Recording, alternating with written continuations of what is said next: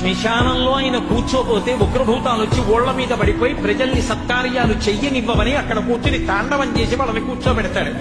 పార్వతీదేవి అడిగింది మహాభారతం అనుశాసనిక పర్వంలో, శుభ్రమైన కైలాసం ఉండగా, ఇంత ఐశ్వర్యం ఉండగా, చింతామణి గృహం ఉండగా శ్మశానంలో ఎందుకుంటున్నారని అడిగింది.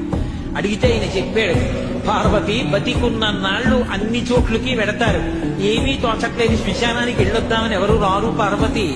నేనంతవాణ్ణంటాడు, పొడుగ్గా ఉన్నానంటాడు, తెల్లగా ఉన్నానంటాడు, పండితుండంటాడు, పద్యాలు నాకు నోటికొచ్చంటాడు, ఉపన్యాసం చెప్పగలనంటాడు, నాకు పాటలొచ్చంటాడు, నేను నాట్యం చేస్తానంటాడు, నేను అధికారినంటాడు, నా దగ్గర డబ్బు ఉందంటాడు, నేను పాట పాడగలనంటాడు. ఇన్ని ఉన్నాయనుకున్న వాడిలోంచి ఊపిరి బయటికి వెళ్ళిపోయిన తరువాత వాడిని తీసుకెళ్లి 4 కొత్త కర్రల మీద పడుకోబెట్టి చాప చుట్టి తాడు కట్టి పైన నూలుబట్ట కప్పి తీసుకొచ్చి అన్నీ తీసేసి కర్రల మీద పడుకోబెట్టి కాల్చేస్తుంటే జీవుడు లేచి నిలబడి పుర్రె పగిలిపోయిన తరువాత కన్న కొడుకు కూడా స్నానం చేసి వెళ్ళిపోతుంటే చీకటి పడిపోయాక, అయ్య బాబోయ్ చుట్టూ ఉగ్రభూతాలు, నా వాళ్ళన్న వాళ్ళు లేరు, వీళ్ళని నమ్ముకున్నాను, ఒక్కడు లేడని ఏడుస్తుంటే నేనున్నాను రా అని చెప్పడానికి నేను కూడా లేకపోతే చచ్చిన వాడు 1000 మాటలు చచ్చిపోతారని అక్కడ ఉన్నారు పార్వతి, నా కర్మకాలక్కడేనను.